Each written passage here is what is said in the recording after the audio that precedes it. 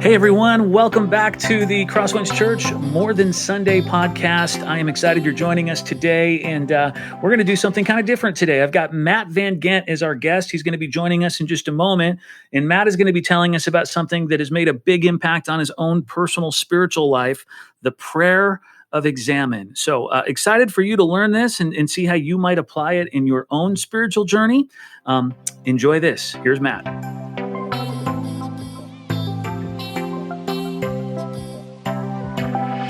All right, I am here with Matt VanGent. Matt is our executive pastor at CrossWinds, and I'm excited he's joining us. How you doing, Matt?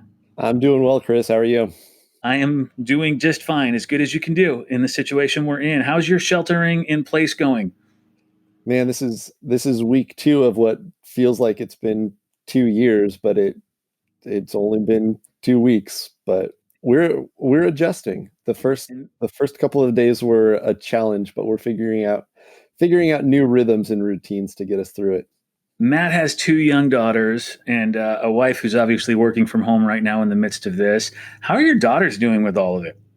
My older daughter is 5, and I think she's getting a little bit of a sense of what's going on, mostly because she should be in school these days, and she's not.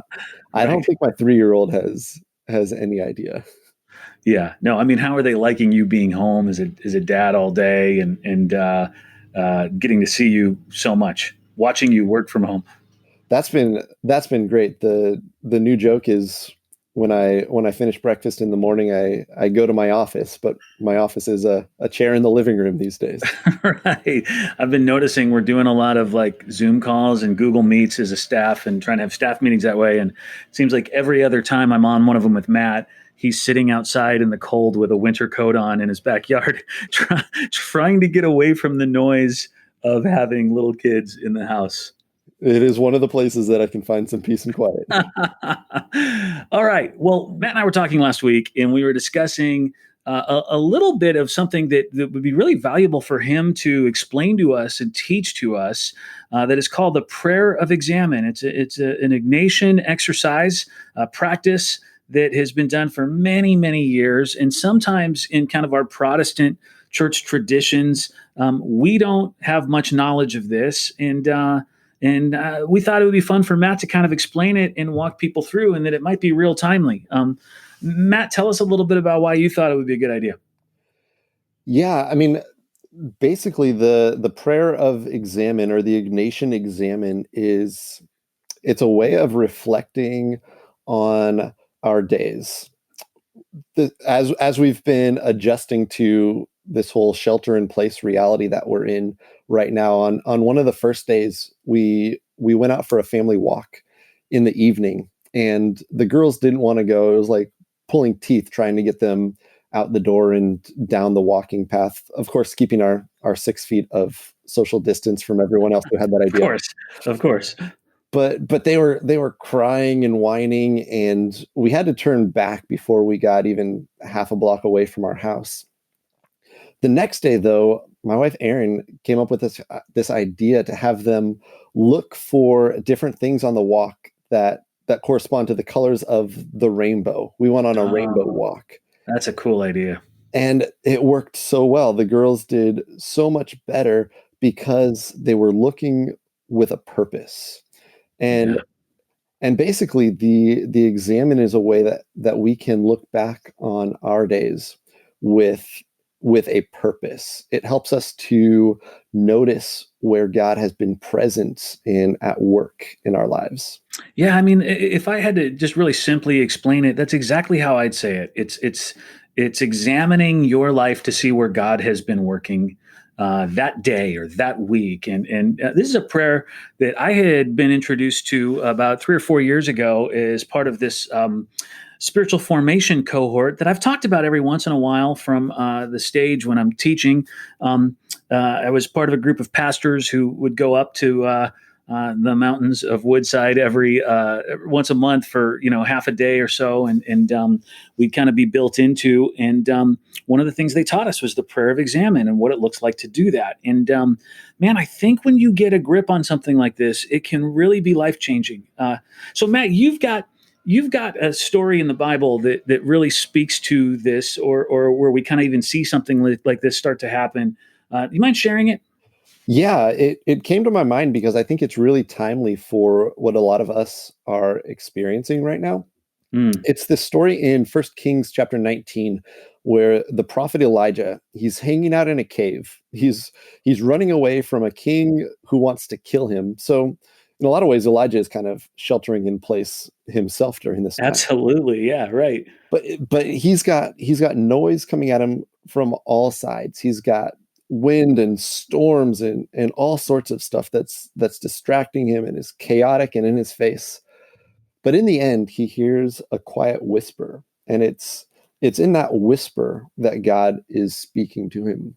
And I think a lot of us can resonate with that right now, where it feels like all of these news updates, all of the uncertainty, all of the screaming kids in our homes, there's a lot of noise and chaos in our lives. But when we take the time to quiet down and listen through that, listen beyond that, that's when we start to notice God's whisper. That's where we start to see where God has been present through it all. Yeah, that is so meaningful to hear this whisper in the middle of all of the stuff that is happening, and this is such a weird time, right? Because here we are, and most of us are in the quietest moment, slowest moment we've been in years, stuck in one place, and only leaving for groceries or something along those lines, and yet it is crazy right now. I mean, every time Andrea and I get into the car to go pick something up at the grocery store or Lowe's or wherever we've got to go, the very few places that are open, the first thing I find myself saying is, "This is crazy.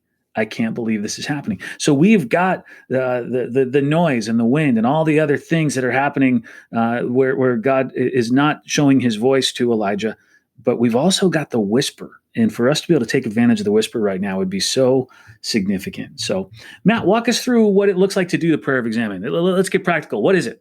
Yeah, it's really easy. There are a few different ways that you can practice it. I'm going to give you 5 steps that you can follow. If you've got time, you can do all 5. If you get interrupted by kids or if you forget step 4, that's okay. You can mix and match with this. Really, it's about creating space to listen to God's voice. And if it's okay if I interrupt, I should just say that sometimes we're not used to, in kind of our more Protestant church tradition, thinking about prayers that are kind of formulaic. What I mean is, sometimes we think prayer is when we just talk to God, and it absolutely is that. That is what prayer is. But we don't think of prayers, aside from maybe going back 15 years, the prayer of Jabez. We don't think of prayers as being something that somebody's already figured out, and now I'm just praying. Now, this isn't one of those that like you have to know the words. There are not preset words.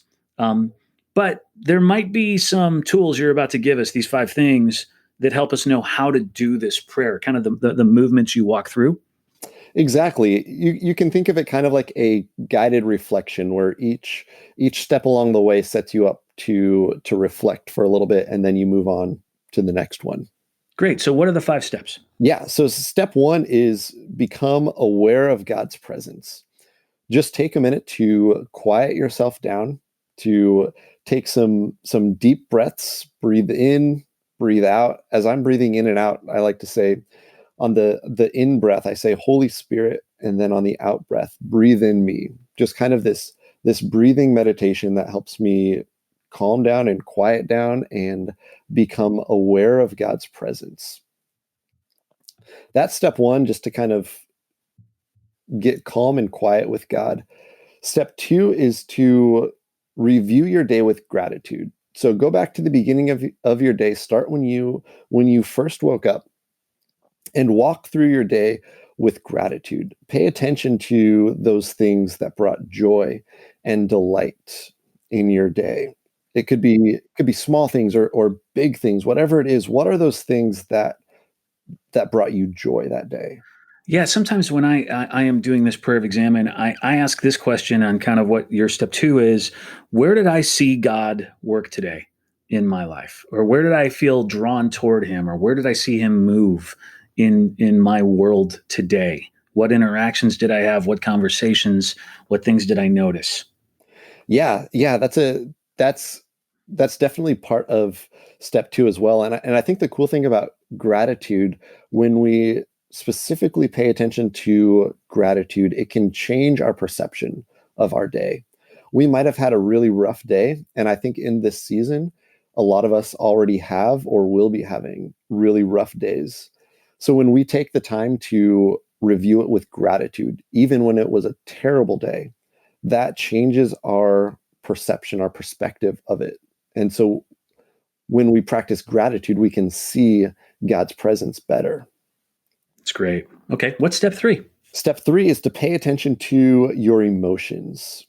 Reflect on the emotions as you're going through your day with gratitude. Pay attention to the emotions that you felt at different points throughout the day. Were you bored? Were you tense? Did you experience worry or joy or excitement?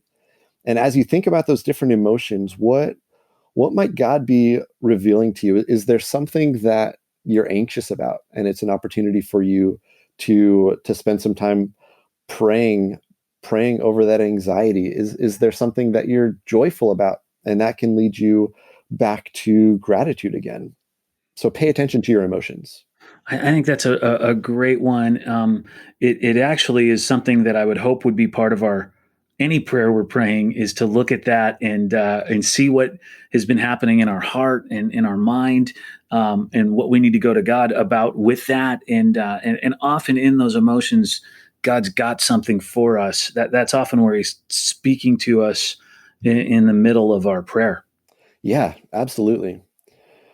So then after you've walked back through your day, I've heard analogies of replaying your day like it was a movie. So after you've watched the movie of your day, you've found some things to be grateful for. You've been aware of the different emotions that you've been feeling. Step four is to choose one part of your day and spend some time praying for that. It Mhm. could be a positive or negative emotion that you encountered.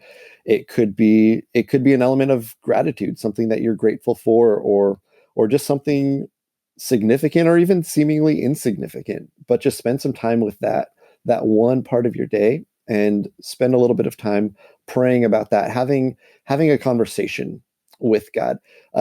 Saint Ignatius of Loyola, the one who this whole practice is attributed to, he liked to use the analogy. He liked to encourage people to talk to Jesus like a friend. So as you have this feature, this one thing from your day that stands out, just imagine that Jesus is your friend and you're having a conversation, sharing about that experience with your friend. That's good. All right, what's step five? Step five, the last one, is to look forward to tomorrow. Look ahead to the coming day. Ask God to give you insight and courage for tomorrow. If you're sheltering in place with young kids, you need that courage and maybe some extra patience too. But Yeah. as you think ahead to the day that's coming up, again, pay attention to what you're feeling.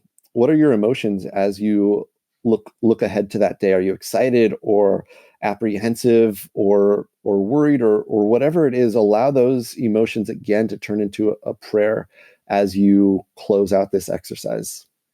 Matt, that is so good and it's relevant. I mean, I can see where that would be such a big deal right now when we're in the middle of what we're in.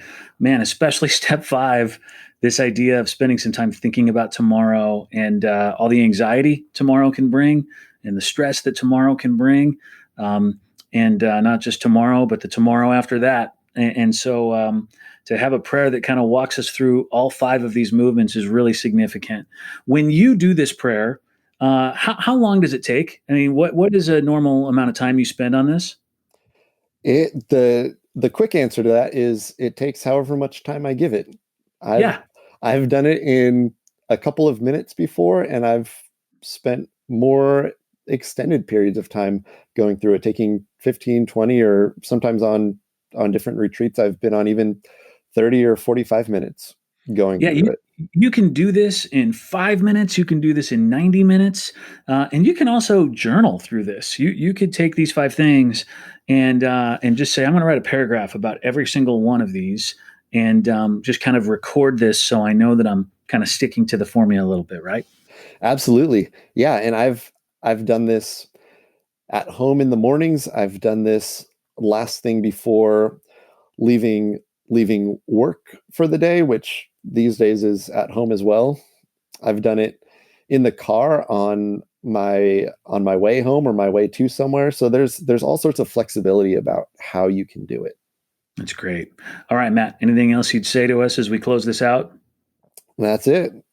All right. So this is the prayer of examine, everybody. And if you are kind of looking for something to spark some life in your own prayer life and your own journey, I would encourage you to consider giving this kind of a thing a try and just seeing what God reveals to you in the midst of it, how He draws you closer to Him in the midst of it, and let us know. Give us your feedback on what you experience from God as you walk through this.